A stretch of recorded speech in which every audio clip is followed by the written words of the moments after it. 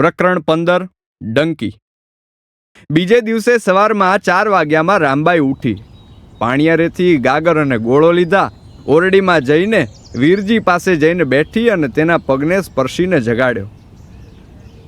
એ સાંભળો ને, આ ગોળામાં પાણી પૂરું થઈ ગયું છે. ગામનો કૂવો કઈ બાજુ છે?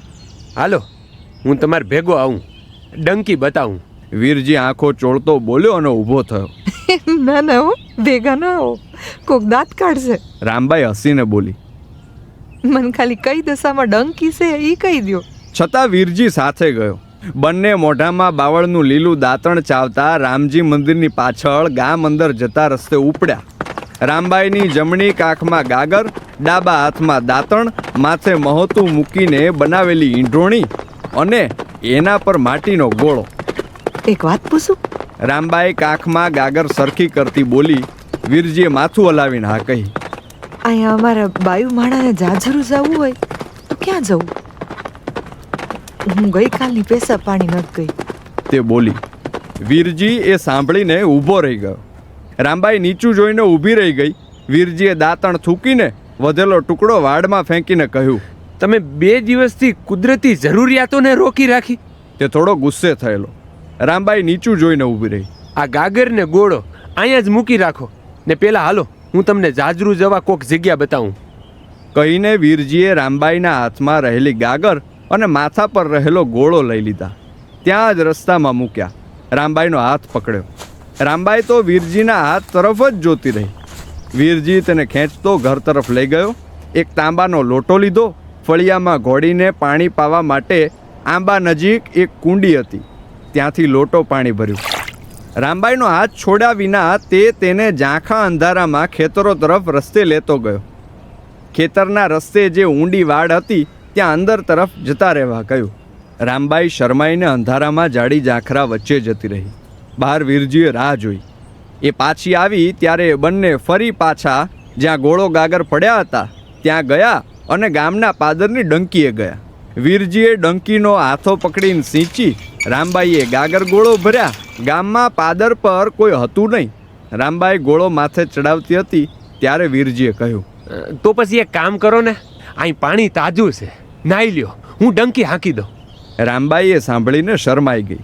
માથે ગોળો અને કાંખમાં ગાગર લઈને ચાલતી થઈ, પણ પાછળ વીરજી તો ડંકી પાસે જ ઊભો રહ્યો. રામબાઈએ પાછું ફરીને બોલાવ્યો. આમ હાલો ને, આવું થોડું નવાય છે. અંબાઈ માણા એકલા નાઈ લે હું. પણ વીરજી ડંકીથી દૂર જ ન ગયો. છેવટે રામબાઈએ બધું નીચે મૂકીને વીરજીને પહેલાં નાહવા માટે કહ્યું. વીરજીએ પોતાનું સફેદ ખમીસ કાઢ્યું. રામબાઈ રામજી મંદિર તરફ જોઈ ગઈ. બીજી તરફ જોઈને જ તેણે ડંકી સિંચવાનું ચાલુ રાખ્યું. નીચે ચોરણી પહેરીને ડંકીના નાળચા નીચે નાહતો વીરજી મોટેથી હસી રહ્યો હતો, કારણ કે રામબાઈ તેની તરફ જોતા શરમાતી હતી. વીરજીએ આજુબાજુમાં રહેલી કાળી માટી લઈને પોતાના શરીરે ઘસીને નાહી લીધું. પછી રામબાઈને ડંકી નીચે બેસવા કહ્યું અને પોતે ડંકીનો દાંડીઓ પકડીને સિંચવા લાગ્યો. રામબાઈએ શરમને લીધે પહેરેલા કપડે નાહી લીધું અને વાળ ધોયા. સવારે 5 વાગે બંને ભીના કપડે ચાલ્યા આવતા હતા ત્યારે ગામની ઘણી સ્ત્રીઓ સામે મળી. આ બંનેને જોઈને એમના મોઢા ખુલ્લા રહી ગયા.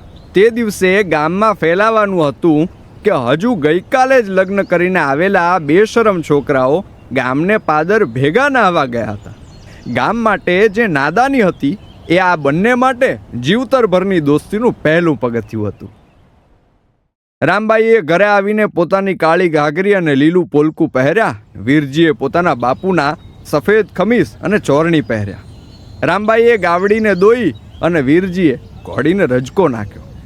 સવારે જ્યારે સૂરજ ઉગ્યો ત્યારે બંને તડકે બેઠા. રામબાઈએ વાડ પાસે પડેલો સાવરણો લીધો અને ફળિયું વાળ્યું. વાડની પેલી બાજુ દૂર રસ્તે ચાલ્યા જતા ગાડાઓ આ નવી વહુને જોઈ રહ્યા. ગાડામાં વાતો થતી હતી કે આ નવી વહુ કઈ રીતે પોતાના ધણીને લઈને ગામને પાદર ડંકી નીચે નાહી રહી હતી. આ નાનકડા ગામડામાં દરેક નાનકડી ઘટના પણ થોડી વારમાં એક માણસ સુધી પહોંચી જતી. એકબીજાને ઘરે છાશ લેવા, સાંબેલું લેવા, મરચાં ખાંડવા કે ઘી જોખવા જતી સ્ત્રીઓ, ખેતીના ઓજારો માંગવા જતા પુરુષો, ભજન કરવા બેઠેલા વૃદ્ધો અને ઘઉં બાજરીનો લોટ ઘંટલે દળવા બેઠેલી બજર સૂંઘતી ડોશીઓ એકબીજાને કાને જૂઠી ખબર પહોંચાડી દેતી.